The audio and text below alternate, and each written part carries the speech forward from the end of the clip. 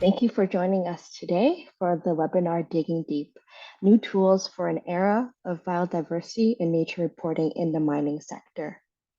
Before we start, I would like to acknowledge that Genome BC is located on the unceded traditional territories of the Coast Salish peoples, including the traditional territories of Musqueam, Tsleil-Waututh, and Squamish nations. As we know, the world is experiencing the fastest energy transition to reduce the effects of climate change.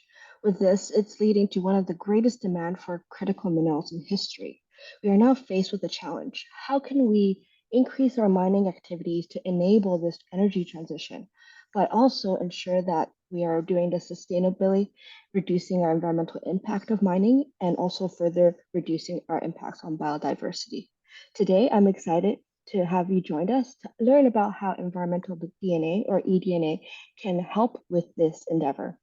Here we're joined with our Chief Scientific Officer of Genome BC, Dr. Federica De Palma, as well as Dr. Joe Hubert for the webinar. Federica? Thank you, Michelle. Thank you. Hello, everyone. It is my great pleasure to introduce to you our speaker today for our webinar, Dr. Joe Hubert. Joe has over 15 years of academic and professional experience in ecology. He pursued a master investigating and modeling food webs in Swedish lakes at the University of Umeå. And then he went on for his PhD at Imperial College in London in collaboration with the Natural History Museum. And his PhD really focused on quantifying ecological responses to river habitat restoration across multiple species group. And during that time, he really did use to collect data around this biodiversity assessment, many conventional, standardized, and quantitative species survey methods. And this required really a lot of time and significant taxonomic knowledge. And so Joe, recognizing that molecular tools really were emerging as a solution to many of the challenges that he had encountered, that's where Joe and I met when he decided to join my lab at the University of East Anglia for a postdoc, working on eDNA technology and the advancement of such eDNA technology in Colombia, especially working on a project in collaboration with the University of Los Andes and the Humboldt Institute, where he began to use more and more the molecular methods to try and understand how he could advance bioeconomic potential and research capacity in Colombia. After his postdoc, Joe joined Nature Metrics as a business development manager. And now, of course, is an expert in the subject. And he works with stakeholders in the mining sector in the global north and global south, advancing the uptake of eDNA to improve biodiversity monitoring and reporting, which of course are important requirements, including of the following regulatory compliance and framework, of course, that come with these requirements. And of course, we are very excited to invite Joe for his webinar today here at Genome BC, because we do have a vision to advance genomics in the agri-food and natural resources sector. And of course, environmental DNA has really been a cornerstone technology in our pursuit, and we have given significant support to this new transformative technology, both from a point of view of advancing the application of this technology as a tool, but also advancing the refinement of the regulatory frameworks underpinning the use of such technology. And so our commitment really with this webinar and with all of our future pursuit is to continue to pioneer research and development and translation of eDNA technology with an hope that our future will see genomics playing a pivotal role in sustainable and efficient use of our natural resources. Welcome, Joe. Thank you, Federica, for that very generous introduction. And of course, to all of the Genome BC team, I'd like to say good morning to everyone on that side of the world. I'm currently in Nairobi at the moment, so it's evening over here, and hi to everyone in between. Thanks for coming. I'm just going to share my screen now.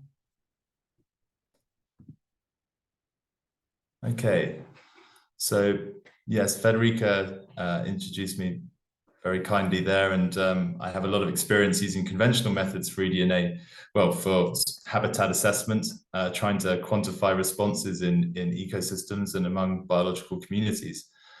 And today I'll really be focusing on eDNA and how that's transforming that area. So I'll talk a little bit about accounting for nature in mining, the need to understand what's happening at our mining sites, and a bit more about what environmental DNA actually is and who we are at Nature Metrics. eDNA, some of you will have heard of, some of you will be a bit more versed in. It could be completely fresh for you, so I'll obviously try and cover that. And then I'll be talking about how we're working in the mining sector at a range of different sort of stages of the project cycle. Before looking at some of the really exciting sort of eDNA horizons, some closer than others. And then I'm really excited to be able to sort of open it up for a bit more of a sort of Q&A session as well. We've left plenty of time for that, so please write down any questions you have and save them for later. So we know that just as we are rushing to decarbonize, it's not just the climate that is one of the crises that we're facing, the existential threats. We also have this dramatic fall in biodiversity. Using the Living Planet index, what perhaps the most comprehensive of its kind of vertebrate species, there's been a 69% decline in those species monitored since the 1970s.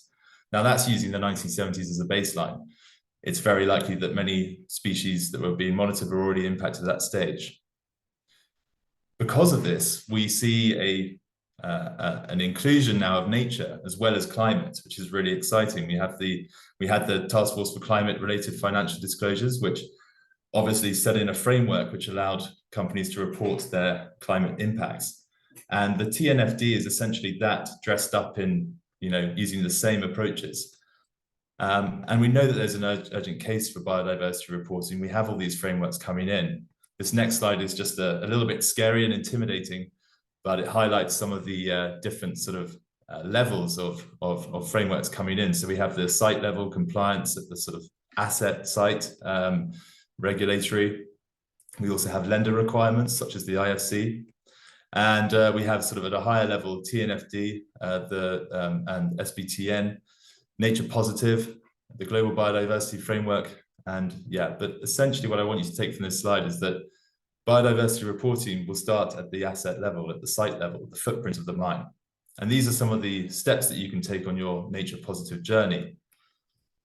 This infographic is fantastic because it really demonstrates how some of the world's most mega diverse areas overlap with some of the world's richest mineral deposits. If we're going to meet that challenge of decarbonization, we're going to have to mine perhaps more than we ever have before. And that means opening up new, very diverse areas of the world to mining. Understanding how we can do that while minimizing risk to biodiversity is going to be crucial. We can't rob Peter to pay Paul when it comes to these existential crises. We also know that there's an overlap between climate and nature. So, of course, we have this challenge of quantification with nature. We know if it's measured, it's managed, but how do we measure it? How do we measure nature in its complexity? Carbon had tons of CO2, which became a sort of very easily commodified. We could, we could offset carbon put out in one part of the world for, sequestration in another part of the world. With nature, the picture is a lot more complex. We've got all these various ecosystems. We can't swap a coral reef for a jungle. We can't swap a desert for a woodland. These species assemblages are so different. So trying to find a common language or a common unit in which to measure these is really challenging. We can't even swap a mangrove in Latin America for a mangrove in Africa, where I am, because the species assemblages are so different. So it's really going to be quite challenging. And at the moment, we're really only monitoring a very small part of biodiversity. And it's usually the big things, the things that we can see, the things that we notice, but we're doing that whilst excluding everything we can't see. So microbes like fungi and bacteria, but also invertebrate life.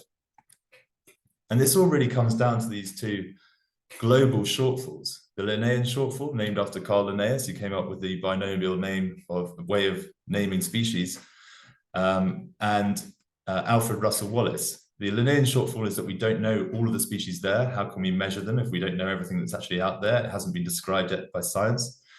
The lineage and the Wallacean shortfall is we don't know their distribution on Earth. If we knew these two things, we'd be able to do some desktop analysis and really understand what our biodiversity impacts might be, and we could prepare a lot better. So we have to go into the field to know what's there.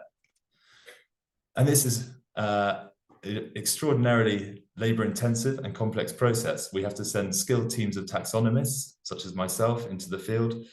And our job is to basically find all of the species that fall within our remit. If you're a herpetologist, that's reptiles and frogs. If you're a bird specialist, that's obviously birds. So we have these mixed teams trying to find all of these species at a site. This comes with health and safety risks, putting teams into the field for a long period of time, but also it's weather dependent. And then we have the complexity of nature itself, the sheer diversity of biodiversity. We have, like this example of these frogs shows, cryptic or elusive taxa. Are we looking at 4 species of frog or 1 species of frog at different levels of development? It's very hard to identify species to get a species level detection, identification for many species. We have to look at the adults, which is not always possible. We're also seeing a shift from indicator species or sort of high profile charismatic fauna towards trying to get a comprehensive understanding of how we're impacting communities for better or for worse. And the risks are really quite real.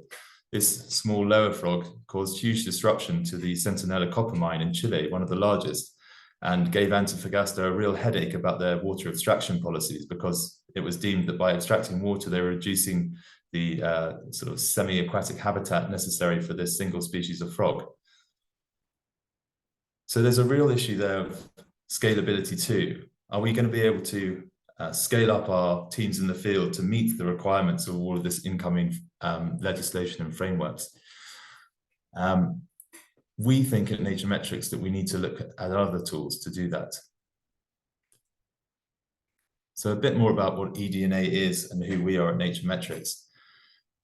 All you really need to understand about environmental DNA is that it is essentially DNA that an animal has transmitted to its environment and it's gone about its life. We can find eDNA everywhere. We can find it above the ground. We can find it in air. We can find it on the ground, in the ground from the microbes that live there, on the shore, and particularly in water. So next time you see a river or a lake or the ocean, I want you to think of that as a very dilute aquatic soup of, genetic soup of the species that live there. And the great thing about water is that it makes it a lot easier to collect from the environment. So just to tell you how we do that, but first, perhaps the biggest change to environmental DNA as a tool for detecting species is the switch from a single species detection, what we call qPCR, top left, to metabarcoding. qPCR is like a COVID test. You're looking for a single species and you're getting a positive yes or no answer as to whether it's in that environment by detecting its DNA there. Metabarcoding is looking at whole groups simultaneously. So we can look at fish, we can look at mammals, we can even look at vertebrates as a whole, going on to the smaller things like bacteria, fungi, and metazoa. Now, water really lends itself fantastically to eDNA. eDNA survives for anything from 2 hours to 3 days in the natural environment. This is dependent on a real range of different environmental factors. In fact, there's a whole school of sort of studying the lifetime of eDNA in the environment called the ecology of eDNA and the various factors that can break it down. Sunlight breaks it down quite quickly, so does a higher temperature. But just for this sort of, for today's purposes, we think of it as being 2 hours to 3 days. Now that's really important. If eDNA persisted for longer in the environment, it would be of little value to knowing what's at our site and for tracking biological change. So that's really important, this short lifetime before it degrades. With the aquatic samples, we use basic PPE to concentrate that. So we push the water over a filter, and that filter is capturing all the particulate matter in the water, as well as the environmental DNA of the species that live there. To stop that eDNA from degrading, we need to inject it with a preservative solution so we can get it back to the lab before it degrades any further. And once you've added the preservative solution, all you have to do is send it to the lab. For soil, when we're looking at the smaller things like the fungi and bacteria, it's a slightly different process. There's no very easy step to concentrate that environmental DNA. So we're taking samples of soil entire, putting them into a bag, adding some buffer solution to stop that degradation process and sending that back to the lab. Because we can't filter it, we're usually looking at the very small things that we get within that soil sample. So bacteria, fungi, and small invertebrate fauna. Soil and sediments are the same. Sediments are essentially just aquatic soil, so what we find at the bottom of a river, a lake, or the marine environment. The real value add is the lab process that follows. We're using basic PPE to collect the sample, and the components are really quite cheap, but the lab process is where things start to we add that value. So we extract the DNA from the filter or from the soil, removing it from all the other stuff that we got in there, so the soil particles. We amplify the group of species that we're looking at. We then sequence all that genomic data that we've amplified. And then we use bioinformatics, which is a very high level of computational power, to essentially compare the sequences that we found in our sample to an online reference database that we have for those species and we know that belongs to them. I want you to imagine a sort of criminal, crime sort of database of perpetrators, where we're collecting DNA from a crime scene, taking it back to the lab and seeing if we can get a match with criminals that we have on our file. It's very similar to that. This is what the data looks like. So I want you to imagine that each column here is a kit that has been used, and each row is a taxa that has been detected. The size of the circle corresponds to the amount of DNA that was emitted from that taxa, the number of reads that we got for that taxa. And we can use that to look at perhaps row 2, the European eel, as an example, an IUCN protected species, and see that at sample 24, there was no eel DNA detected. We could then use that to look at that site and think, hey, why are eel not there? Is it because there's a barrier downstream that's stopping them passing through? And perhaps we could use that as sort of an evidence to remove a barrier to try and allow eel access to that area. We could look at site 11 and think, hey, relative to all of the other species detected in that sample, European eel detected the most, European eel contributed the most DNA there, the most reads. Maybe it's a particularly eely site. For us as a company, it takes us 8 weeks to process our samples and produce these reports, just because that lab process is extraordinarily complex. We also provide this Excel data sheet, which provides a lot more information and allows interoperability, so you can do comparisons with what you have detected using conventional field surveys. So for the green on the far left, I hope that's green. I am colorblind, so forgive me if it isn't. But for the green on the far left, we have a unique sort of sequence for that taxa. The beauty of that is that where we don't have a species level detection, you might see there's a few examples where we don't have perhaps row 3, we only get to the family level. It means that we can continue to detect that species going forwards. We don't know what it is, but we know that it's in the family Hemeraphidae. But we could use that to, see if it's there year on year. The following one, the blue, that's the sequence of DNA. That's the sequence of ACTG that we managed to get for that species. That's its unique barcode, I guess. We also provide the IUCN threat status. And we can see in this example that we've got some species which are obviously of high conservation concern. Let me just move this down. There we go. So we can see that we have the broad-nosed seven-gill shark, which is vulnerable, and we also have the blue whale, which is endangered. So to go back to that criminal forensics kind of analogy, it's very similar. We're essentially using the same methods. Instead of having a crime scene, we have the natural environment, but we're using that, that process of analyzing the DNA that we found, matching it to what we have on record. And if we think about the transformative power of DNA now in forensics and in law courts, we think that eDNA will have the same transformative power in terms of scaling up environmental monitoring to meet these new frameworks and challenges. Naturmetrics, we are the biggest commercial provider of eDNA tools and technology. We work in a range of different ecosystems. We work offshore, we work onshore, we work in anywhere where there's a need really to know what's living in that environment, and with a range of different sectors. And we have 2 purpose-built laboratories for delivering this this commercial eDNA service. We've got our office in the UK, just outside of London in Guildford, and also an office in Guelph, Canada, which services the Americas. And here's a nice example of some of the different stakeholders that we're working with. We use the data that we derive from eDNA to produce a range of different metrics. So we have species richness, we can look at invasive species, we can look at evolutionary diversity, how different are those species genetically from one another. We also have some functional work, so fungal functional diversity, bacterial functional diversity, and for the marine environment, the marine fish community health. Please contact us if you would like more information on how these metrics work. We know that biodiversity is not evenly distributed across the planet, and that's largely because of the ice ages. Whilst Canada and the UK and other northern countries had to deal with big walls of ice pushing species out and recolonization, around the equator we have this band of a relatively stable environment which allowed speciation to continue uninterrupted for a much longer time period, so they're incredibly biodiverse. That means that the reference databases there might not be as complete as in places like the Northern Hemisphere, where there's been a lot of investment, or the global North, a lot of investment in barcoding species and adding them to the reference database. So what we can do is we can actually do a gap finder analysis where we receive a list of species that are likely to be there from either previous surveys or perhaps IBAT or STAR.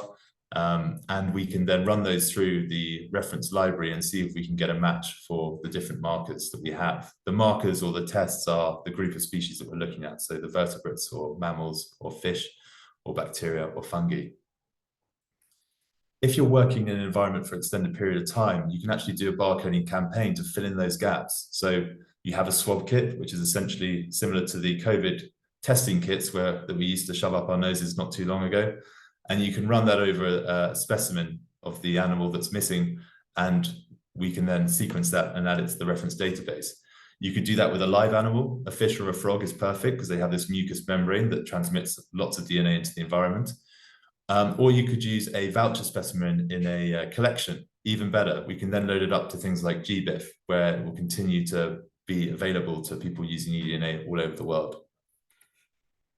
Just to demonstrate the power of eDNA, using WWF as an example, this was in the Peruvian Amazon, and essentially they were looking for these two charismatic species, the river manatee and the pink river dolphin.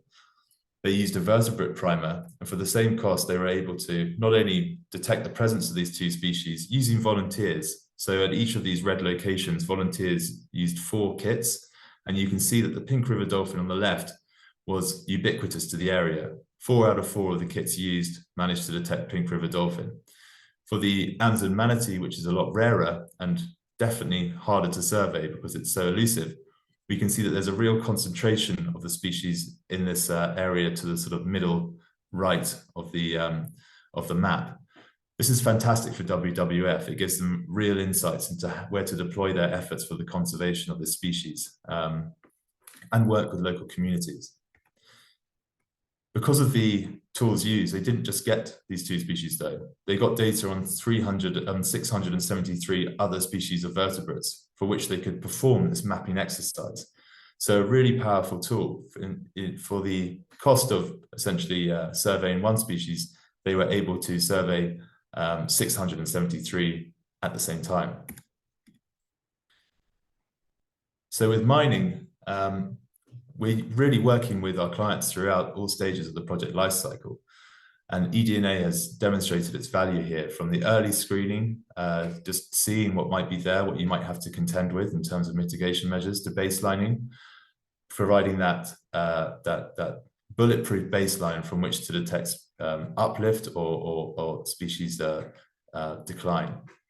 Ongoing project monitoring to see if your activities are having an impact and if you're and just tracking that through time. Towards the closure stage. Now this is really important. It's a sort of slightly neglected process in an asset's life cycle, but closing that area and returning it to the community, tracking that biological recovery, making sure that your restoration measures are having the desired impact. We're doing a lot of work at the moment in soils in particular, because the soil microbiome really dictates revegetation success above ground, and revegetation success is essentially what stops us looking at a mine site in perpetuity. Increasingly, we've got things like net positive impact and no net loss. All of these net measures require sort of quantification, and in many situations, a kind of trade-off. So you restore one area at the loss of biodiversity in another area, and this requires a really comprehensive baseline and quantification across the landscape. I'll talk a little bit more about that. For the mining, it's really been the sort of used to inform the mitigation hierarchy at a very early stage. So we can look for areas to avoid because they're so biodiverse, and work through the mitigation hierarchy there. I've got this really lovely example of a project in Guyana, which is, I think, the country with the most rainforest cover in the world. And with just 10 water kits, they were able to get 116 vertebrate species and 660 species of insects. And among those, 5 IUCN listed species. So in terms of moving forwards and ramping up their monitoring efforts, they have a good idea of what to look out for and what to report on. With Anglo-American, our work has really been on a global scale. So we've been working across a range of different assets around the world. And this work is assisting projects at all different stages. And we've got some 26 red list species that we've detected so far. But really what's great about this is that when you're looking at the portfolio level, perhaps one of the biggest challenges for these big companies is that they have assets all over the world. They're incorporating a range of different survey approaches to get data on biodiversity performance. With eDNA, you're really comparing apples and apples across all of these sites, even pit to port projects, because we can also include the marine environment in eDNA monitoring. This is a really nice example of how sort of net positive impact can be done. Looking at a terrestrial site in Brazil. So essentially, the process involves sampling and then mapping, then ranking areas on biodiversity, and then restoring areas where there's going to be good uplift, and avoiding areas where biodiversity is where the places that exhibit the highest biodiversity, and then ongoing monitoring to track that biological uplift over time. So here, aquatic eDNA was deployed across a catchment. Unfortunately, this map doesn't have a river network. It'd be really nice to be able to see how strategic the locations are in terms of trying to isolate catchments to see which each catchment has. So breaking up that landscape. With our aquatic eDNA kits, we're not just detecting terrestrial aquatic species, but also terrestrial species, DNA that's been washed off into the rivers by species that we would consider to be mainly based on land. We're also using invertebrates. So invertebrate metabarcoding is really interesting because we can actually deploy these traps all over the landscape. They are standardized, but also insects are fairly ubiquitous to terrestrial landscapes. The challenge with larger species is that they are, there's a very high chance that you might miss them during a conventional survey, whereas insects are always really going to be there to a certain degree, dependent on seasons, of course. So using these traps, we can lay them out across the landscape in a grid fashion. We remove the areas that are too difficult to deploy traps. Perhaps they are an aquatic ecosystem, or perhaps they are just not quite the right terrain. And we deploy these traps for 8 days each, at hopefully near enough the same time so that we don't have any seasonal impacts. And then we can get this data on species richness by metabarcoding. So how many species are there? We can even delve in further and look at things like pollinators if we would like to. We then add data layers, northness, elevation, vegetation index, to then create this map where we have beta irreplaceability. So we know which areas to target for restoration, which are the other areas which are the biodiversity hotspots which most benefit from restoration activities.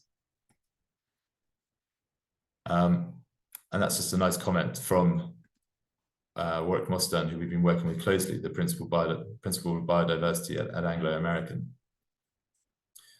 So, future horizons, what I think is the most exciting part. We've produced a biodiversity platform, which allows this DNA to really be manipulated in real time. You can look at the project portfolio and click on your individual assets, and you can track the things like species richness and the other metrics that I mentioned in real time. The real benefit of this is that it makes it accessible to everyone.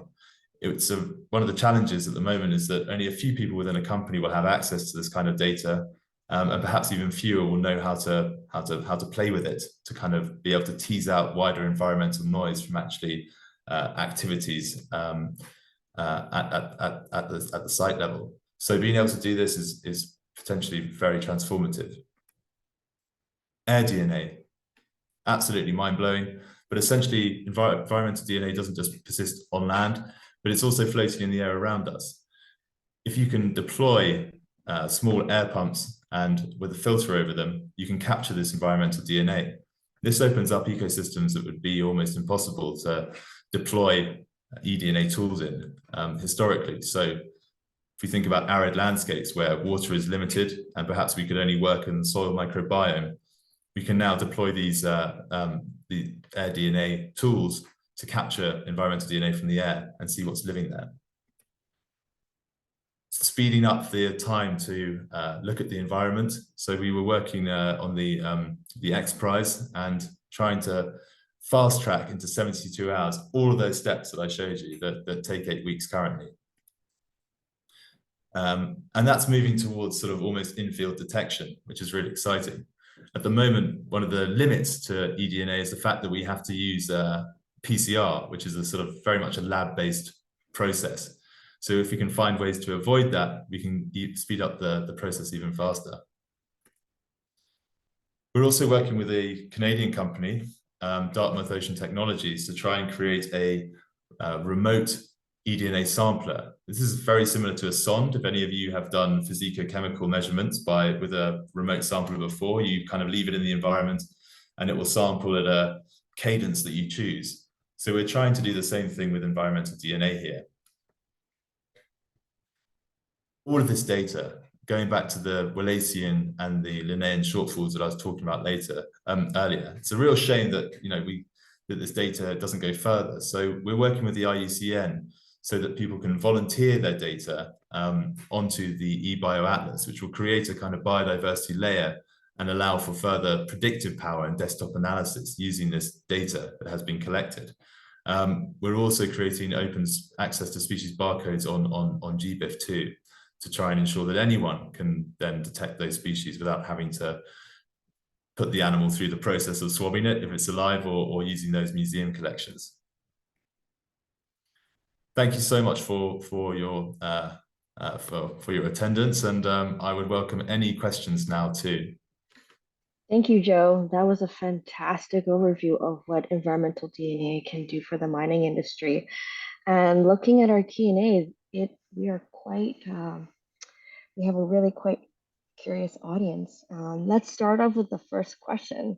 So the first question goes, the eDNA standardization of methods, analysis and reporting has been the new push for use by end users. Burl Veritas claimed to be one of the only CSA, Canadian Standard Association, approved labs in Canada for eDNA. Is Natrametrics CSA approved? Oh gosh, do you know what? I don't know that one. And frustratingly enough, I know that some of our North America team are online who would be able to answer that. So I am not sure of the answer, and I would not like to take a risk there. But I will have to get back to you. Okay. I might even have a team member who might send me a Teams message quickly and let me know very, very briefly if we are. But yeah, we'll put that one on hold and we will get back to you. Thank you. Great. Next, there is a question about Canada. So in your map, one of your slides mentioned the different biodiversity hotspots. So Canada did not have any biodiversity hotspot in your figure, overlapping with mining sites. So how do you decide what is a hotspot and how can eDNA help determine that? Yeah, that's such a good question. Now, that slide I showed you was data derived from, I can't remember where it was, but I think, biodiversity hotspots, I don't think there is actually an approved way of looking at it. That map was missing a huge swathe of the Congo, which we also know is a biodiversity hotspot. So I'd have to have a look and see how they put that data together. At the moment, I would imagine that hotspots is very subjective. We kind of know where they are just based on sort of what surveys have found. Sort of tracks of the Andes, a lot of the tropics as well, where there's plenty of water and forest cover. But I think it's a slightly arbitrary and very subjective definition of hotspot at the moment.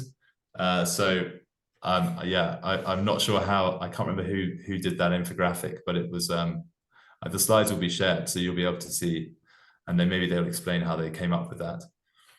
Great. I hope to see any updates for the Canadian context audience and potentially people that would want to work with us. So I have a question that goes, what do you see the respective roles of private industry eDNA companies, such as yourself, versus publicly funded eDNA efforts in monitoring diversity? What are the challenges and opportunities to share data between the public and private eDNA entity? Yeah, I think if there's ways that we can work together, we're absolutely supportive of that. One of the challenges is we as a company obviously invest a huge amount in the optimization processes to make it commercial and also make it standardized. There is a standardization issue, of course, between different labs. I think that's another question there as well that I can see. Mm-hmm. So but I think what we can really do is work on the barcodes. If we can make sure that we are using voucher specimens and making sure that they're shared once they are barcoded, that's a fantastic resource. And I'm a huge supporter of GBIF and these kind of open source reference libraries, because that really does give anyone the power to detect the species. Of course, like we are a commercial company, we couldn't provide this service free of charge for corporate companies. So that there has to be a sort of a revenue made to cover the cost of running a lab, which minimizes contamination risk.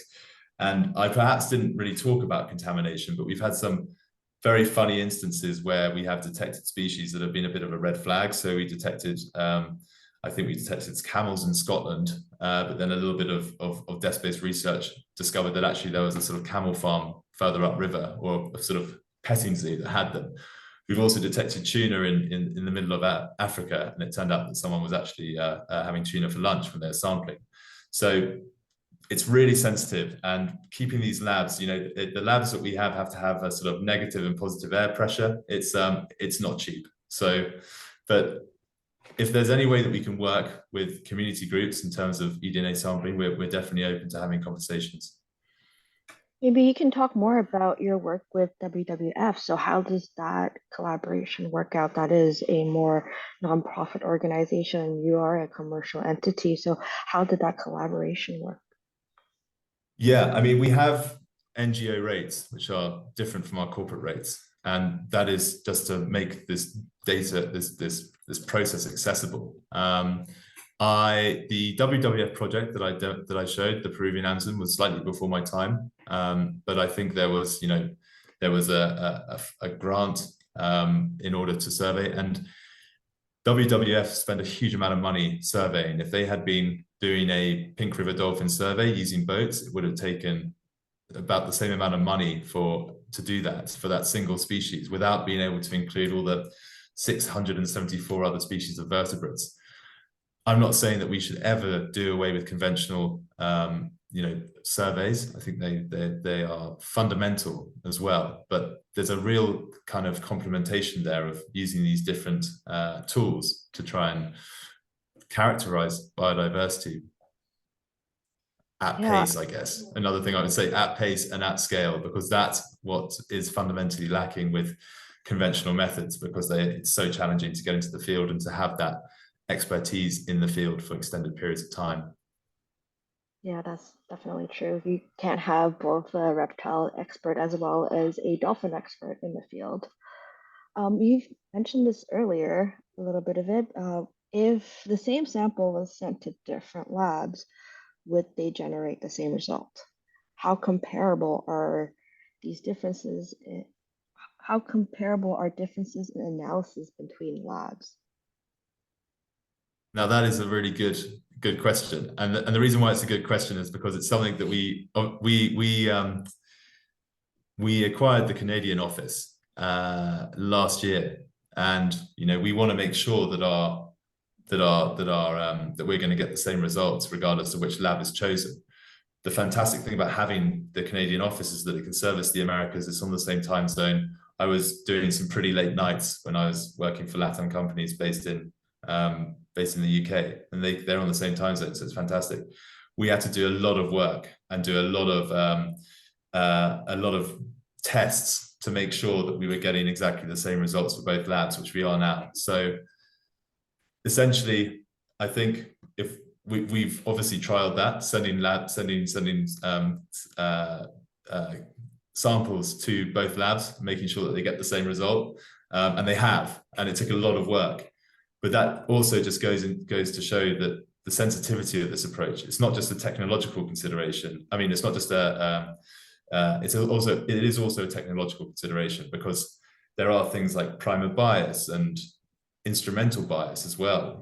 What kind of sequencer are you using to do the work? It all feeds into it, and it's a real challenge, I think. But that standardization thing is key for us as a business, having two different labs that are functioning. Great. I think I have a comment rather than a question. They're asking, "Where's your leather jacket?" In respect to the CSI Miami. Yeah, I do And actually usually wear a leather jacket, but obviously here in Nairobi it's slightly redundant, so I've left it at home.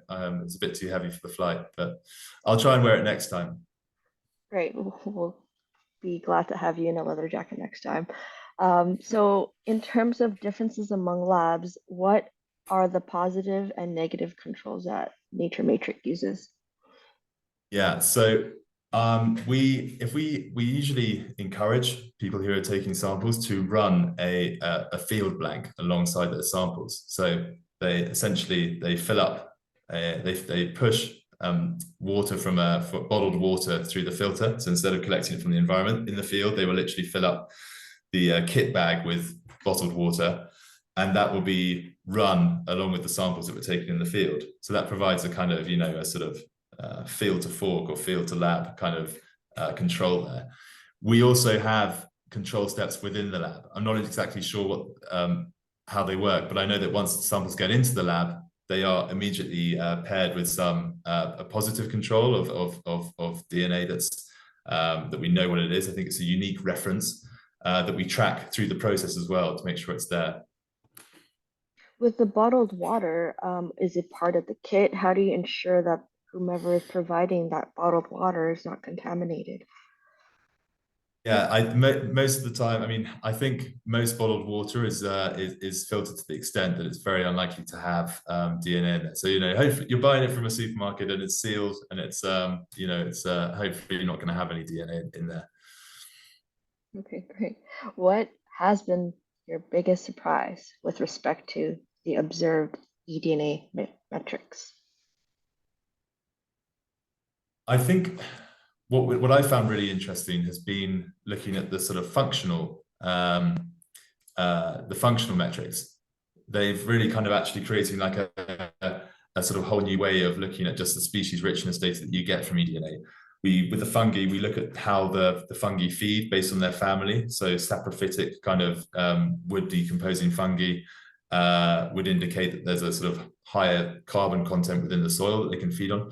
So that's been quite interesting as a metric to explore. The marine metrics too, where we are including things like fish food chain integrity by the incorporation of essentially fishes are gape limited. The bigger the fish, the more species it will eat. And based on kind of we can only do it for the marine environment because that's more well characterized, but we can use that to look at the food chain length. Obviously, the longer the food chain, the better functioning the ecosystem. You have those top predators at the top, which are usually the first to go when you have intensive fishing pressure.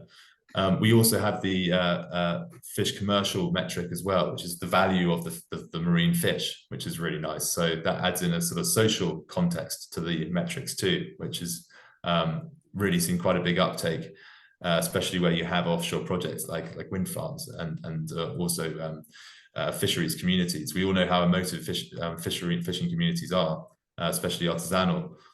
So yeah, those are probably my sort of three metrics I've been looking at the most, as well as something called the fungi bacteria ratio. So we tend to think that sort of soils that are less disturbed with a higher sort of integrity and soil health have more fungi in them. So we actually do a comparison on the number of reeds for fungi compared to the number of reeds for bacteria to get a fungi to bacteria ratio. In heavily disturbed agricultural soils or contaminated soils, the bacteria will dominate. So yeah, those are my main metrics, I think, that sort of really stand out for me. That's really neat. For the non-biologists in the audience, can you quickly define what the functional aspect of the eDNA means? So if they receive these tests, it's not just presence absence. What do you mean by functional? So I guess functional is there's almost two ways of looking at biodiversity. There's sort of the species as the kind of unit of biodiversity or biological function in terms of species that perform different roles that are important to how that ecosystem cycles nutrients amongst other things. So it's really trying to get a bit of more of a handle on that, because that's something that's often missed in conventional surveying. For another example would be to think of soil microbes. You have ones that are nitrogen fixating, and sort of that's obviously can often be a good thing in terms of soil health. So just looking at those different functions that are performed by the microbiome as a whole. Hopefully one day we'll move towards more of a sort of diagnostic approach where we can tell you which functions are missing from your soil and relate that to impacts or activities above ground. It's really neat. It has really come far along. So there are 4 more questions, and hopefully we get through before the end of this webinar. So how long do the results from environmental DNA samples take to come through? I believe you mentioned it a couple of times, but how long does it take? Yeah, so I mean, it takes us we like hopefully 8 weeks, but it can be 10 weeks. That's our sort of standard. It could be done faster, but just managing the sheer levels of managing expectations and the sheer amount of kits that we're getting, and also it's not a linear number of kits that we're getting. We get huge peaks and troughs throughout the year, different seasons. The qPCR assay that we use for great crested newts, which are a sort of priority species in the UK, creates a flood of kits that kind of overwhelm the lab during the season for using eDNA in the UK, which is, I think, February to May. So that has a huge impact on how fast we can also process samples from other projects around the world. So we could certainly do it faster, but that's just our sort of go-to set amount of time that we're using at the moment. It really depends on how many sequences your lab has, but also not just sequences. There's so many other tools and machines required in every step of the lab process. So yeah, we're moving towards trying to use robots, but and doing quite well there. But it's still a pretty labor-intensive task as well. You mentioned that eDNA lasts 2 hours to 3 days before it degrades. Is this specific to aquatic eDNA? And where does this statistic come from? Thank you. So yeah, I would say that is specific to aquatic eDNA. The difference with the soil eDNA is that because it's the microbes and things, a lot of that DNA is actually derived from living organisms in the soil. So you could say that perhaps it's not strictly eDNA. there's been a lot of research into the lifetime of eDNA. You know, I think if you're in Canada, and obviously the temperatures in winter plummet, eDNA might persist in the environment for a little bit longer. If you're sampling, you know, a lake system or the ocean, it's very likely it could survive a little bit longer. But there's also just a sheer impossible range of different factors that affect eDNA breakdown. So things like pH as well will obviously have an impact. We find actually that there are some human issues, such as, you know, if we're working near a community and there's a lot of detergent going into the water, that might make it much harder to actually get a good viable eDNA sample. So that should sort of be factored in. Great. So I think Joe is trying to get back to our connection, and we still have 3 questions to remaining. 3 days seems to work. Oh, great. Yes, the detergent could be a big detriment to your eDNA. So great. So are Nature eDNA assays developed in-house, and what is the process of validation? Yeah, so we use primers that are, you know, targeting specific species groups. They are not different from ones that are not that different from ones that are commercially available. We invest a lot of money on R&D. It's not just about the primers, but also about the lab processes in terms of trying to make them work better, and for our sheer sort of multitude of different ecosystems that we are working in different environments as well. We've had some quite interesting scenarios where, for some reason or whatever, they're just replication has the PCR, we haven't detected any DNA, even though we know that there is DNA there. We think that's due to something in the environment that's inhibiting the PCR step. So we do use primers that are very similar to ones that have been described in the literature for those species groups, but they have been tweaked slightly. We are producing a method stock which will be able to address that point as well.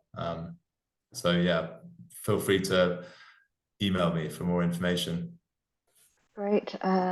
So we have 3 more. How accessible is or will eBioAtlas be for the wider public and other labs in government and private sectors? But we hope it will be open source and available to everyone. There might be a sort of a corporate buy-in, pay toll, but we think for, you know, NGOs it should be open source. We really want that data to be effective for everyone to be able to use, especially communities and NGOs. But yeah, we're still working on exactly how that would work. These things are not cheap to keep functioning, so we will have to find a way of financing it. But yeah, hopefully once we get it going, we can answer that a bit. I can answer that a bit more accurately, I guess. Lots coming. I did see a note saying that one of the questions was missed. Apologies. So, how much do the number of reads of one species influence the reads in another in the meta barcoding analysis? I love this question. How much does this influence your biodiversity metrics? In other words, how confident are you in the use of number of reads in your estimate of abundance? What needs to be done to improve these methods? That is the age-old question, you know, can we infer abundance from eDNA? And it is a real challenge because you not only have that potential primer bias, so that maybe the primer attaches and replicates that DNA from that species, so it distorts the original proportion that came from that species compared to everything else. But actually, you know, I think primer biases are there, but they haven't been as bad as we expected. But we've also got to look at the species itself. So, for instance, eels do emit a lot of eDNA compared to other species. Does it mean that there's more eels in the environment, or is that just a species-specific kind of distortion? So there's such a range of biases. So I would always err on the side of caution there, because it's really hard to sort of to try and infer abundance. But one thing I will say is that I showed you the relative abundance, kind of the amount of DNA that came from that species. You have to remember that that's in proportion to the other species whose DNA was amplified too. So we got the most number of reads for eel in that example. If you were to go back to that site the next year and eel DNA was much smaller, there's a much smaller proportion compared to other species, you could think, hey, is that because eel have declined, or is that because other species have increased in abundance? So I would always there's a lot of caveats that you have to be aware of when trying to kind of translate number of reads into number of species. Where that's different is with the fungi bacteria ratio, because there we are actually, we can't amplify that DNA together. So it's two separate processes, but from a same measure of soil. Because they're smaller and because we're probably amplifying the DNA of an actual sort of tissue from those species, we can infer, we can assume that is more proportional. If that makes sense. Yeah, that makes sense. And if there are more questions, I'm sure they should reach out to you or Genome BC. Let's tackle the last two questions. Many of our mining operations began decades ago. When restoring an older mining site, how can eDNA play a role in returning the sites to baseline if no or minimal baseline data exists? This is a huge challenge in our mining industry. This is something we need to think about. Absolutely. And that is something that is at the front of everyone's minds now, isn't it? But I guess there's the initial baseline that you can get is great because you can detect uplift. In many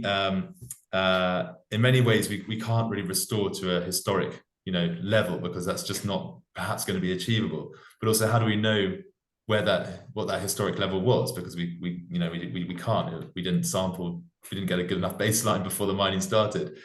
So we can detect uplift, which is really compelling.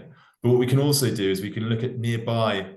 We're not going to find pristine probably, but we're going to find reference sites, which is probably what we want to move our area towards. So we need to use those as the kind of guiding, that's what good looks like, what we're trying to move towards. We might not get all the way there, but we can use a range of different measures to see which ones work best in terms of trying to move towards that nearby reference condition.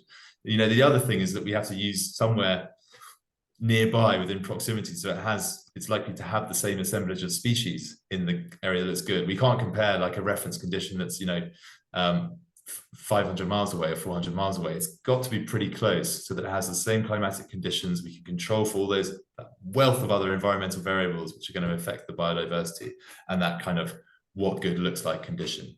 But great question there. That was a fantastic question. There's a lot to continue to invest into research and development. And I really want to thank you for attending and hosting this webinar.